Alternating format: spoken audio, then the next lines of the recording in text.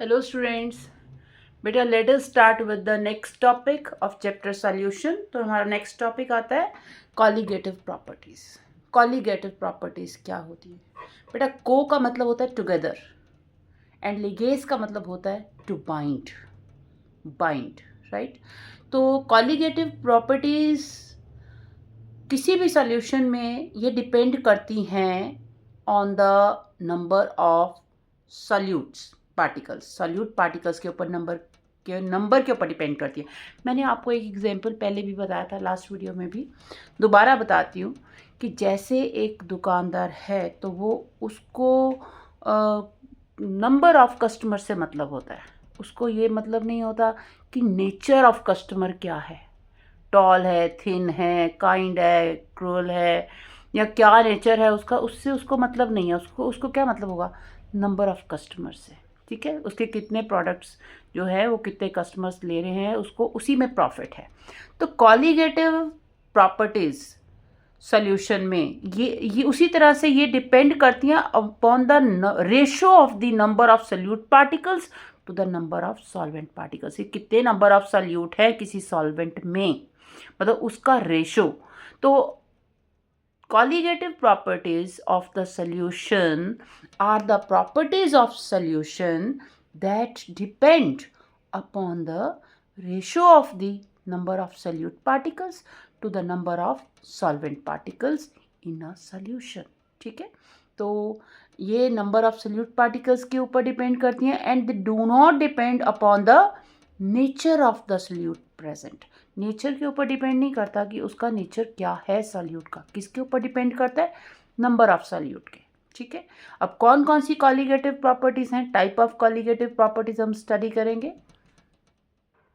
तो बेटा types of colligative properties में फर्स्ट ऑफ ऑल हम करते हैं lowering of vapour pressure. Lowering of vapour pressure की हम बात करें, देखो कोई भी सॉल्वेंट है, हमें पता है कि लिक्विड जो होते हैं वो हर टेम्परेचर पे वापोराइज होते हैं।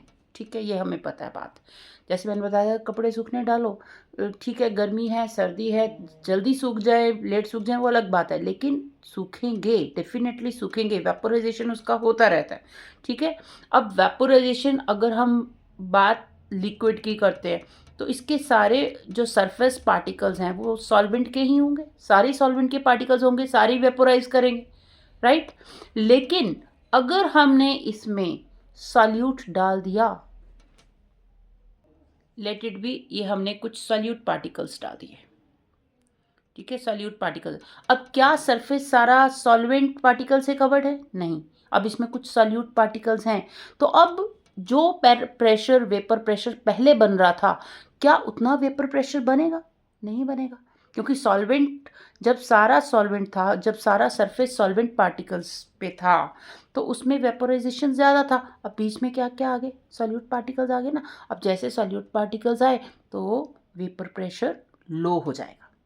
ठीक है, तो क्या होगा? वेपर प्रेशर लो हो जाएगा, क्योंकि अब सरफेस के ऊपर सारे वेपोराइज करने वाले पार्टिकल्स नहीं हैं।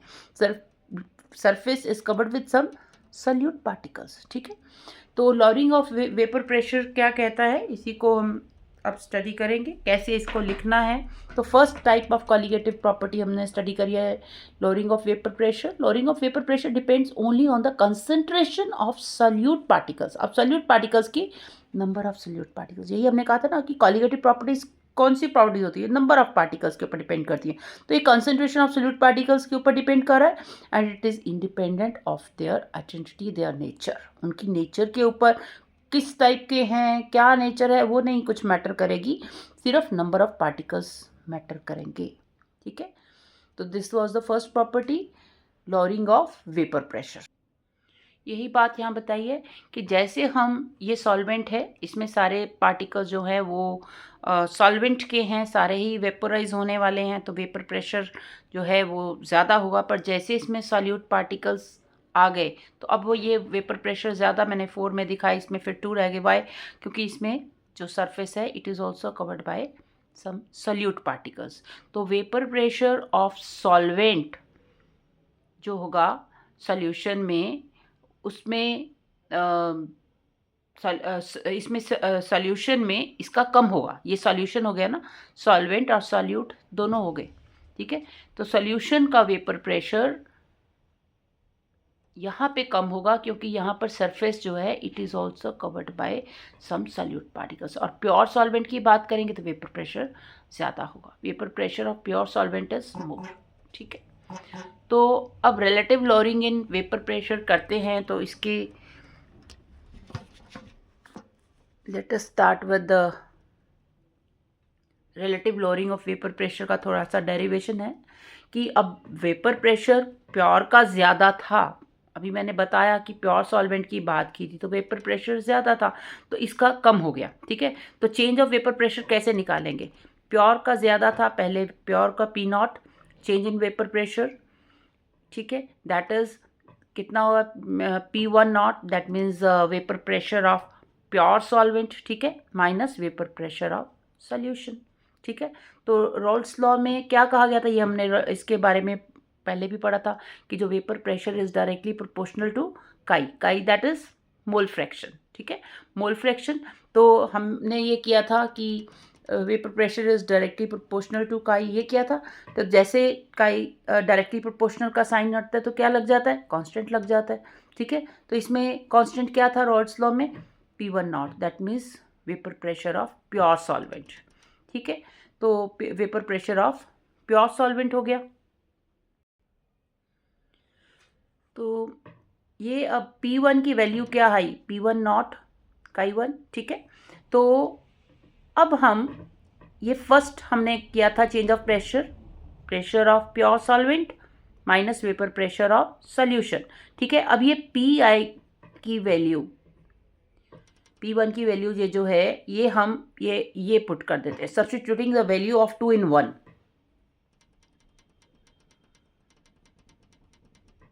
अब इसमें वैल्यू 2 की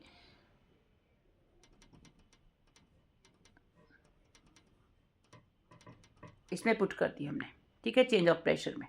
तो यहाँ पर दोनों P1 naught minus P1 naught काई1 आ गया, ठीक है।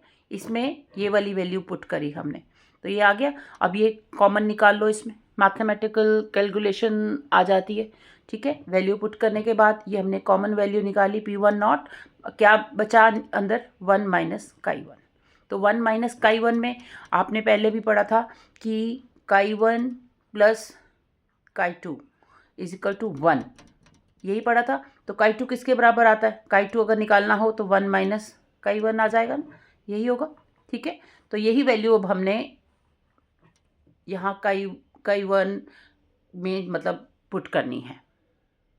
कैसे करेंगे? अब यहाँ पर 1 माइनस काई1 किसके बराबर आ गया था? काई2 के, ठीक है। ये हमने जब किया तो काई2 किसके बराबर आया? 1 माइनस काई1। तो 1 माइनस काई1 की ये वैल्यू हम इधर पुट कर देंगे, ठीक है। तो हमारे पास P1 की वैल्यू क्या आई? दैट इज P1 नॉट काई2, ठीक है, ये वैल्यू आ गई। अब रिलेटिव लोअरिंग क्या होता है? रिलेटिव लोअरिंग में हम उसका रेशो लेते हैं, हमने दोनों को कंपेयर करना है, ठीक है। Vapour pressure of P1 divided by vapour pressure of pure solvent, ठीक है। तो change of vapour pressure by vapour pressure of pure solvent. तो चेंज ऑफ वेपर प्रेशर हमने ये निकाला P1 नॉट काई2, ठीक है। और vapour pressure of pure solvent P1 not, ठीक है, P1 नॉट किया। अब ये दोनों आपस में कैंसिल हो गए तो क्या वैल्यू आई? काई2, that means mole fraction of solute, ठीक है। अब मोल फ्रैक्शन का क्या फॉर्मूला हमने पढ़ा था? What is mole fraction? Mole fraction is the ratio of the number of, जैसे हम काई2 कर रहे हैं, हम सॉल्यूट की बात कर रहे हैं, अगर मोल फ्रैक्शन ऑफ सॉल्यूट लेंगे तो number of moles of solute divided by total number of moles of solution. तो that means number of moles of solute plus number of moles of solvent. तो वही हम मोल फ्रैक्शन वाला formula करेंगे। Mole fraction क्या होता है? Number of moles of solute divided by number of moles of solute plus number of moles of solvent. तो यही हमने किया, number of moles of solute, number of moles of one component solvent and solute, इन दोनों का total number of हमने components लिया, number of moles. तो काई2 की वैल्यू जो है वो ये आ गई, ठीक है। ये हमें पता होनी चाहिए क्योंकि अगर हमें नंबर ऑफ मोल्स के हिसाब से कुछ न्यूमेरिकल प्रॉब्लम्स में ये फार्मूले की ज़रूरत पड़ सकती है, ठीक है। बाकी वैसे हम Chi2 की वैल्यू निकाल चुके हैं। Change of vapour pressure divided by P1 naught, that means vapour pressure of pure solvent, ठीक है। तो यही change of vapour pressure by vapour pressure of pure solvent is equal to Chi2, ये हम निकाल चुके हैं, ठीक है। हमें ये पता होना चाहिए कि मोल फ्रैक्शन क्या होता है, ये एक तरह से रिमाइंडर इसका मोल फ्रैक्शन का रखा है। न्यूमेरिकल्स में ये वैल्यूज़ कहीं पे ज़रूरत पड़ सकती है, ठीक है। तो ऑन द होल हम बात करें तो relative lowering of vapour pressure में क्या था, एक रिकैपिचुलेशन लेते हैं इसी की, कि चेंज ऑफ वेपर प्रेशर था, वेपर प्रेशर, तो इसमें क्या था कि जो प्योर सॉल्वेंट उसका वेपर प्रेशर ज़्यादा था क्योंकि surface was covered with the all solvent molecules. हमने सॉल्यूट डाला तो सरफेस एरिया जो था वो it's somewhat covered with solute particles, vapour pressure जो हो गया वो लो हो गया, ठीक है। तो चेंज ऑफ वेपर प्रेशर क्या होगा, ज़्यादा वेपर प्रेशर सॉल्वेंट का, तो इसको हम P1 नॉट कहते हैं, और कम हो गया सॉल्यूशन का जिसमें सॉल्यूट पार्टिकल्स हमने ऐड कर दिए, तो चेंज ऑफ वेपर प्रेशर क्या हुआ, pure solvent minus vapour pressure of solution, ठीक है। तो वेपर प्रेशर ऑफ का जो formula with respect to mole fraction हम करते हैं रॉल्स लॉ में, हमने लास्ट स्टडी किया था, it is directly proportional to chi, that is mole fraction, ठीक है। तो वेपर प्रेशर ऑफ सॉल्यूशन क्या होता है, Py naught, that means pure solvent का vapour pressure, and Chi1 that is mole fraction of solution, ठीक है। ये अगर हम वेपर प्रेशर ऑफ सॉल्यूशन निकालते हैं तो, ठीक है, तो मोल फ्रैक्शन ऑफ सॉल्यूशन। अब चेंज ऑफ वेपर प्रेशर क्या था, vapour pressure of pure solvent, vapour pressure of solution P1 note की वैल्यू इससे हमने अगर सब्स्टिट्यूट करते हैं तो इसको अब आ जाएगी, ये P1 की वैल्यू निकाली ना हमने, ये वाला P1 सॉल्यूशन का, तो ये P1 नॉट और मोल फ्रैक्शन ऑफ सॉल्यूशन इसमें आ जाएगा। तो ये वैल्यू हमने ये वाली पुट कर दी P1 में, तो P1 नॉट कॉमन आ गया और ये बना 1 माइनस Chi1, ठीक है। 1 माइनस Chi1 हमने पहले ही स्टडी किया था, mole fraction of 1 component plus 2 component mole fraction of 2 is equal to 1।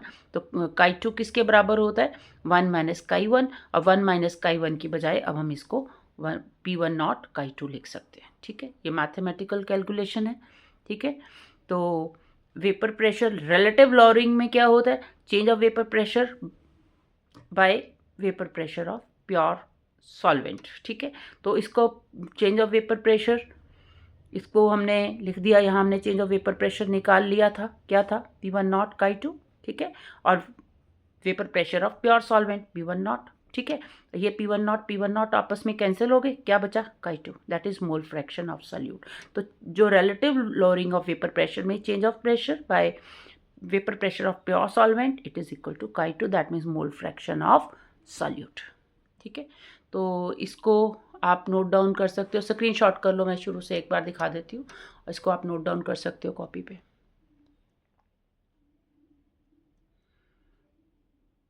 कर लिया स्क्रीनशॉट, आगे कर देती हूँ।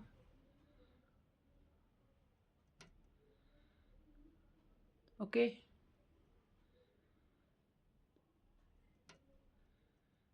Take one more screenshot, done. अगर हम केस लेते हैं डिल्यूट सोल्यूशन का, मतलब अगर हम डिल्यूशन बहुत ज़्यादा कर देते हैं, जैसे मैंने बताया कि अगर हम बात करें कि बहुत सारे पानी में, बकेट पानी में हमने 1 स्पून अगर डाल भी दिया सॉल्ट का, तो वो एक तरह से निगलेक्टेड सा होगा। तो वही है कि अगर सॉल्यूट पार्टिकल्स बहुत कम हैं, ठीक है, तो उस केस में हम उसको निगलेक्ट कर सकते हैं। तो डिल्यूशन की बात करते हैं, अगर N2 is very very less than N1, अगर N2 बहुत कम है तो उस केस में N1 प्लस N2 में हम N2 की वैल्यू को निगलेक्ट भी कर सकते हैं। तो उस केस में अब जैसे अभी हमने निकाला कि relative lowering of vapour pressure का ये फॉर्मूला हमने बनाया था, ठीक है, कि change of vapour pressure by P1 naught vapour pressure of pure solvent is equal to Chi2। Chi2 का क्या होता है, मतलब mole fraction, it is the ratio of the mole fraction of solute by total number of moles of solute by total number of moles of solute and solvent and solute. अब solute अगर बहुत कम है तो हम सिर्फ solvent N1 भी लिख सकते हैं, हम N2 की वैल्यू को निगलेक्ट कर सकते हैं। ठीक है, तो ये फार्मूला बन जाता है। It is only in case of dilute solution जिसमें सॉल्वेंट की कॉन्सेंट्रेशन बहुत ही कम है। नंबर 2, सेकेंड कॉलिगेटिव प्रॉपर्टी के बारे में अब स्टडी करते हैं। फर्स्ट हुआ lowering of vapor pressure and second is elevation of boiling point। अब इसमें क्या है, अगर हम प्योर सॉल्वेंट की बात करते हैं तो प्योर सॉल्वेंट तो बहुत जल्दी बॉयल होगा, क्योंकि वेपर सारे जो सॉल्वेंट के इसमें मॉलिक्यूल्स हैं। ठीक है, तो सॉल्वेंट जो है, सॉल्वेंट के सारे the upper surface is covered by solvent only, it will get vaporise, सब वेपोराइज होंगे।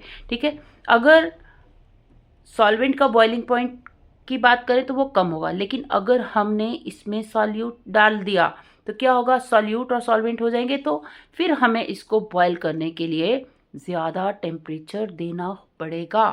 ठीक है, क्योंकि कोई भी लिक्विड बॉयल तब होता है जब उसका वेपर प्रेशर एटमॉस्फेरिक प्रेशर के इक्विवेलेंट होता है, तब वो बॉयल करता है। ठीक है, जब सॉल्यूट मिलाते हैं तो क्या होगा, जो वेपर प्रेशर है वो लोअर हो जाता है, उसमें वेपर प्रेशर लोअर हो गया, तो इट मीन्स हमें इसका टेम्परेचर इंक्रीज करना होगा और इससे इसका बॉइलिंग पॉइंट बढ़ जाएगा। बॉइलिंग पॉइंट को याद रखो, बॉइलिंग पॉइंट का मतलब क्या होता है कि जब वेपर प्रेशर एटमॉस्फेरिक प्रेशर के इक्विवेलेंट हो, that is called boiling point. ठीक है, तो इस केस में जब सॉल्यूट डाल दिया तो higher there will be boiling point. ठीक है, तो बॉइलिंग पॉइंट को हम TB से रिप्रेजेंट करते हैं।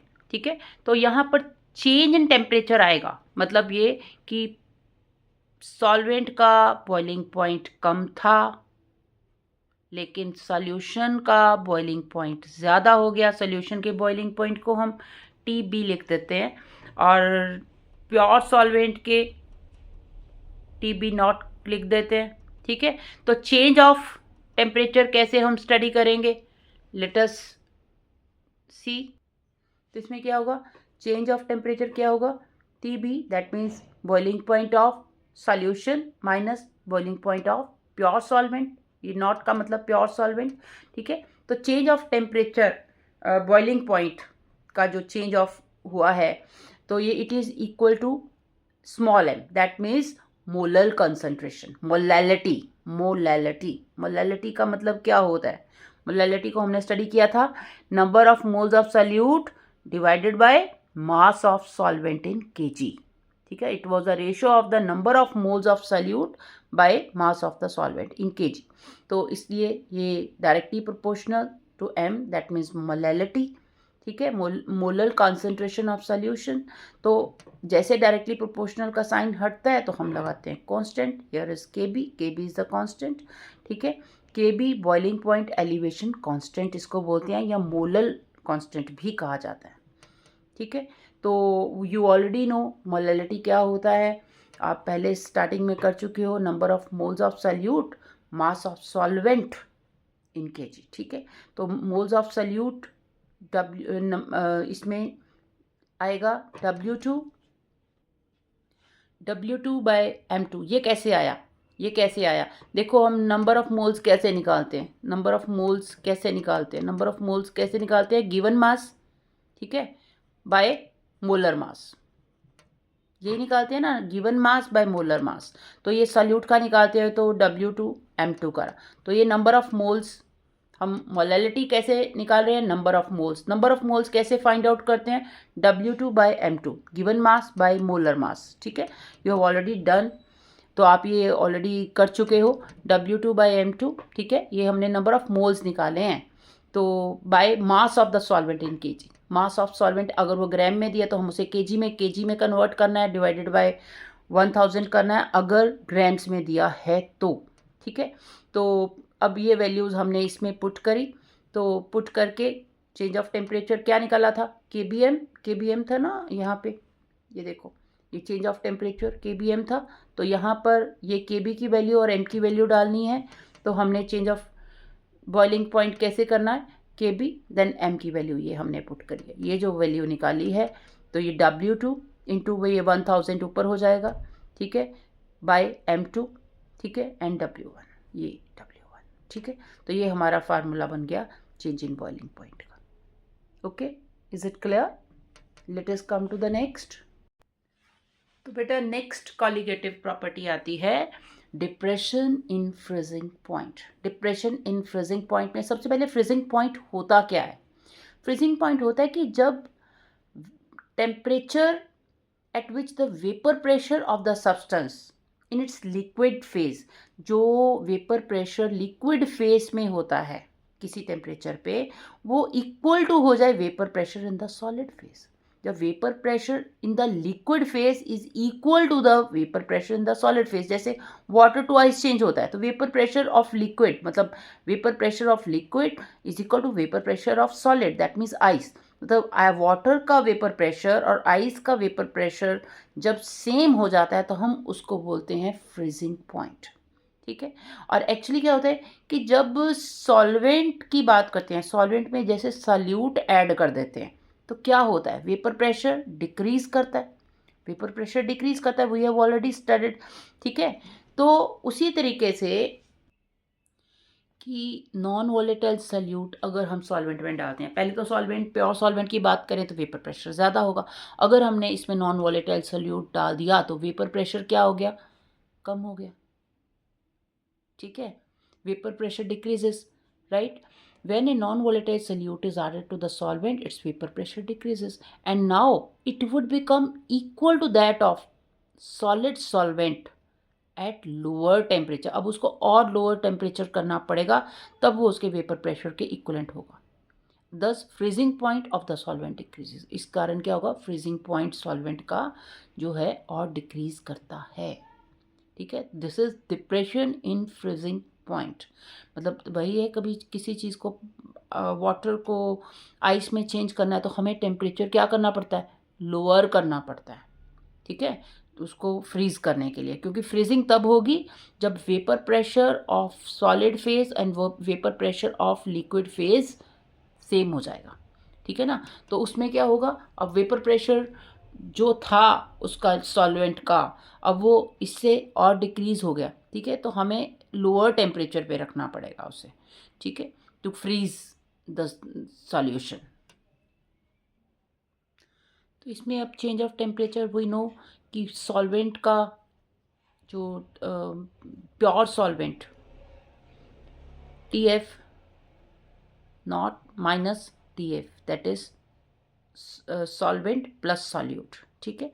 तो चेंज ऑफ फ्रीजिंग पॉइंट क्या होगा, change of freezing point pure solvent का फ्रीजिंग पॉइंट माइनस सॉल्यूशन का, सॉल्वेंट एंड सॉल्यूट, ठीक है।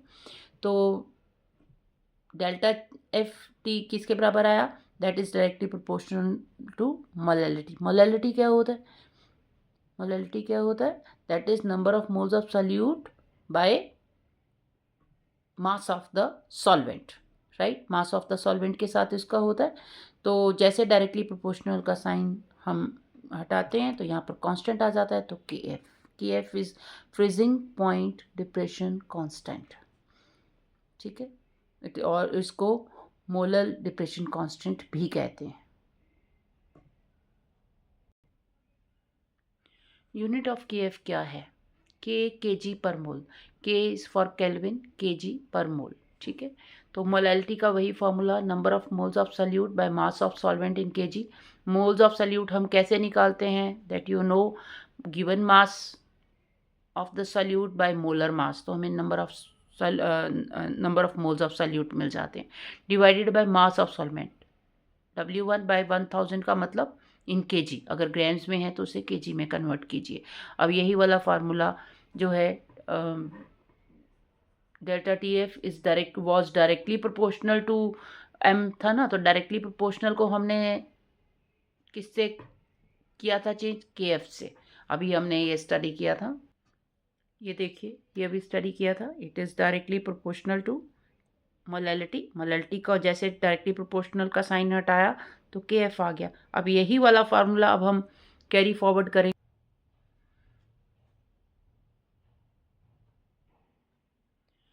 इसमें delta T F is directly proportional to M था, ठीक है। जैसे डायरेक्टली प्रोपोर्शनल का साइन हटा तो यहाँ पे कांस्टेंट लग गया के एफ, ठीक है। अब एम की वैल्यू इसमें पुट की, ये W2 इधर आ गया, M2 नीचे आ गया, then W1, this is W1 और ये 1000 ऊपर, ठीक है। तो अगेन ये वाला जो फॉर्मूला हमें मिल गया जो न्यूमेरिकल्स में आपको काम आएगा, इसको प्रैक्टिस करना है आपको। अब डिप्रेशन इन फ्रीजिंग पॉइंट का एक मैं बताती हूँ। जैसे सी वाटर है, सी वाटर में क्या होता है, सॉल्ट होते हैं, ठीक है। Therefore it do not freeze even at 0 degree Celsius, below 0 degree पे भी ये फ्रीज नहीं करता। रीज़न, उसमें क्या होता है, सॉल्यूट होता है, सॉल्ट होता है, जिसके कारण उसका फ्रीजिंग पॉइंट और भी नीचे चला जाता है, ठीक है। तो इन सी वाटर जो है वो it do not freeze even at 0 degree Celsius और even some below 0 degree Celsius. The reason is depression in freezing point. Do you understand? Okay, अब next चलते हैं। तो बेटा fourth colligative property that is osmosis and osmotic pressure. Osmosis and osmotic pressure की बात करें तो आप 9th से पढ़ते आ रहे हो। इसमें क्या होता है, movement of solvent molecules from the region of higher concentration to the region of lower concentration through semi permeable membrane. इसमें एक सिंपल सी बात है, जैसे किशमिश होती है, उसको पानी में रख दो तो क्या होगा, रात को रखो सुबह तक स्वैलअप हो जाती है। क्यों हुई, कि वाटर जो है वो किशमिश और सॉल्वेंट, मतलब किशमिश में जो वाटर कंसंट्रेशन कम है in comparison to water in मतलब सॉल्वेंट, तो water will go from the higher concentration to the lower concentration और किशमिश जो है स्वैलअप हो जाती है। तो एक मेम्ब्रेन के थ्रू वो स्वैलअप हुई। जब कोई कंसंट्रेशन, सॉल्वेंट की कंसंट्रेशन एक मेम्ब्रेन के थ्रू जाती है तो उसको that is called osmosis. It need a semi permeable membrane, उसमें सेमी परमिएबल मेम्ब्रेन यूज होती है, ठीक है। और डिफ्यूजन भी एक प्रोसेस होता है। डिफ्यूजन क्या होता है, डिफ्यूजन में होता है जैसे रूम में हमने एक कॉर्नर पर एक परफ्यूम की बॉटल खोल दी तो क्या हुआ, सारे रूम में उसकी खुशबू आ जाएगी, ठीक है। तो उसमें कोई मेम्ब्रेन की ज़रूरत नहीं होती, राइट, कोई मेम्ब्रेन की ज़रूरत नहीं हुई। या वाटर ड्रॉप है, उसके ऊपर आप चॉक रखो, it will water will be absorb by the chalk ना, कोई मेम्ब्रेन की ज़रूरत नहीं पड़ी, ठीक है। तो that is called diffusion that you have studied even from the lower classes. याद रखने के लिए एक छोटी सी स्टोरी बनाई है। जैसे एक पुअर है उसके और एक रिच पर्सन है, तो एक सेमी परमिएबल मेम्ब्रेन है जिसमें मतलब इसके थ्रू जो मनी है वो रिच पर्सन पुअर को दे रहा है, ठीक है। ले और तब तक देगा जब तक कि लेवल सेम ना हो जाए। मतलब एक सिंपल बात की है कि ये कंटिन्यू तब तक प्रोसेस चलती है जबकि कंसंट्रेशन जो होती है वो इक्वल ना हो जाए। और हम जो फ्लावर स्टिक्स है उसको भी पानी में रखते हैं ना, तो उसका भी यही रीज़न होता है कि ऑस्मोसिस के थ्रू जो वाटर है वो स्टिक्स में फ्लो करे और जो फ्लावर्स हैं ज़्यादा देर तक फ्रेश रह सकें, ठीक है। आप इसको स्क्रीनशॉट कर सकते हो याद रखने के लिए, इसको स्क्रीनशॉट करिए। ऑस्मोसिस वर्सेस डिफ्यूजन, इसको भी आप स्क्रीनशॉट कर लीजिए। तो जो ऑस्मोसिस की प्रोसेस है इसमें एक ऑस्मोटिक प्रेशर भी डेवलप होता है जो कि फ्लो ऑफ सॉल्वेंट को रोकता है, and that is called osmotic pressure. A pressure that just stops the flow of solvent is called osmotic pressure of the solution. Osmotic pressure it depends upon the concentration of the solution. ये concentration के ऊपर depend करता है, solution में कितना salt है उसकी concentration क्या है, ठीक है, उसके ऊपर डिपेंड करता है। अब ऑस्मोटिक प्रेशर को हम कैपिटल पाई से डिनोट करते हैं। Osmotic pressure is directly proportional to molarity. अब बात मोलैरिटी की हो रही है भाई।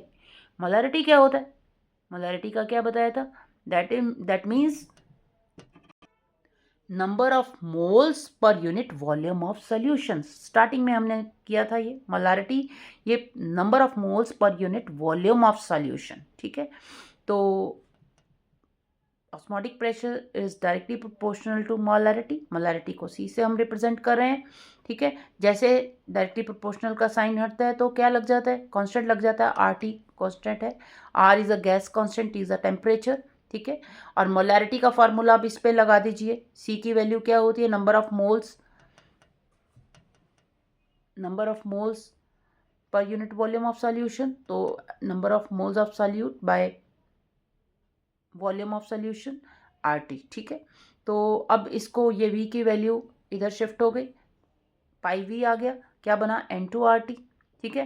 तो N2 नंबर ऑफ मोल्स है ना, तो number of moles of solute, number of moles of solute कैसे निकालते हैं, given mass of the solute by molar mass of the solute में नंबर ऑफ सॉल्यूट मिल जाता है, तो W2/M2RT, ठीक है।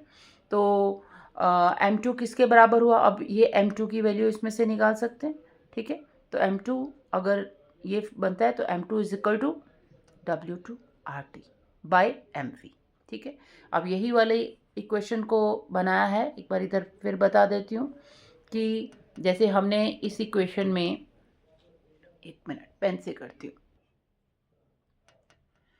देखो ये हमने निकाला था पाई V = W2RT/M2, यही किया था।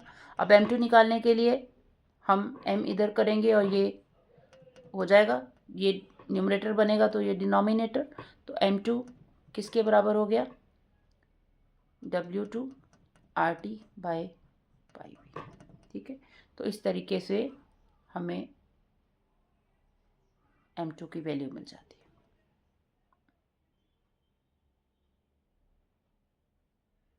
ओके, इसको आप स्क्रीनशॉट कर लीजिए।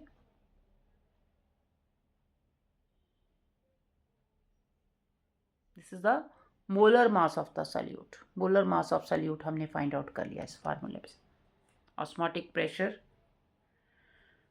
Is directly proportional to molarity, directly proportional का साइन हटाया तो हमें इसके साइन कांस्टेंट मिल गया RT, ठीक है, CRT। C क्या है, molarity means number of moles per unit volume of the solution.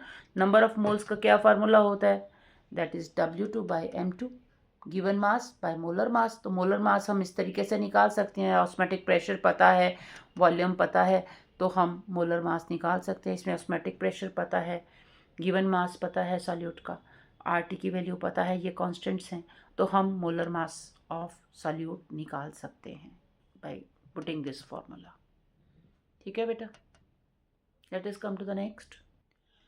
तो बेटा सॉल्यूशंस 3 तरह से होते हैं, isotonic, hypotonic and hypertonic solution. Isotonic solution क्या होते हैं, आइसोटोनिक सॉल्यूशन मतलब अगर एक सेल, उसका एक एटम कह लो, एक मॉलिक्यूल कह लो, उसका जो भी osmotic pressure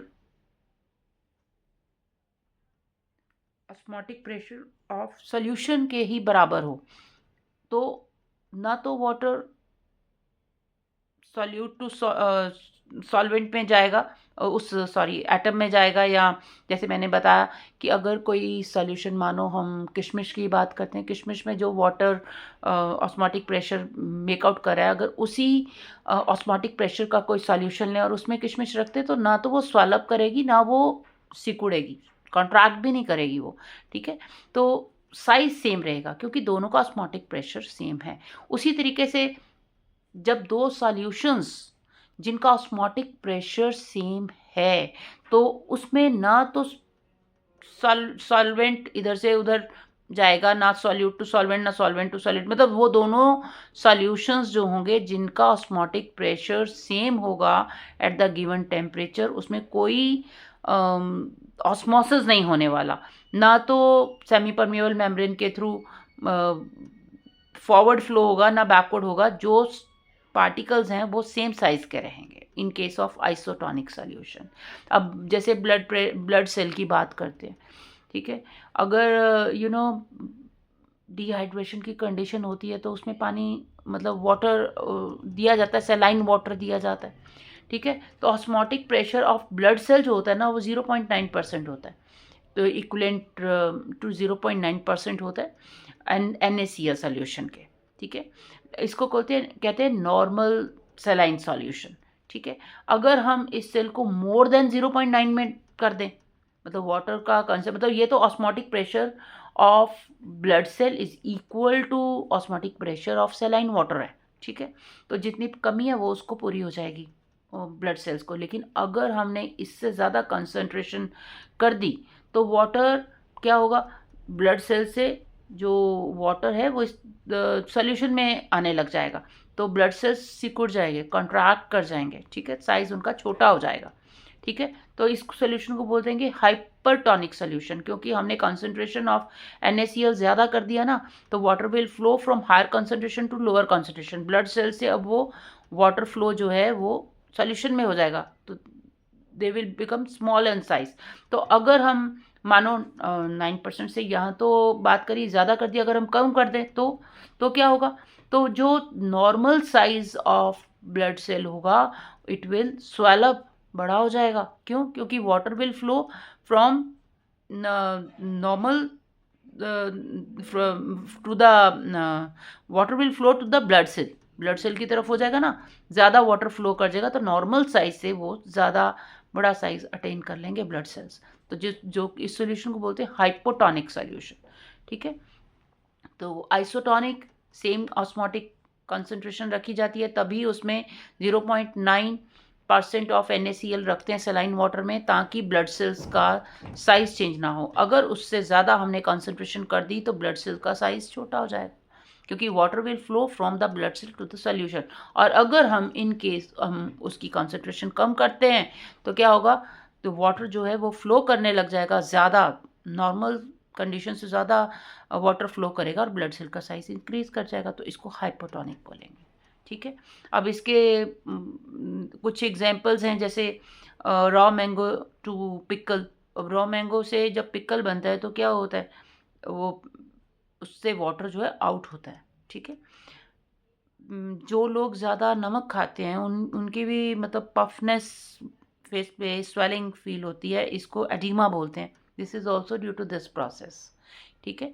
that is hypo की कंडीशन ये हो जाती है कि वाटर जो बॉडी सेल्स हैं वो वाटर को अटेन करते हैं, राइट। तो बेटा ये वीडियो समझ आया हो तो आप इसे लाइक कीजिए, सब्सक्राइब कीजिए और शेयर कीजिए। Thank you.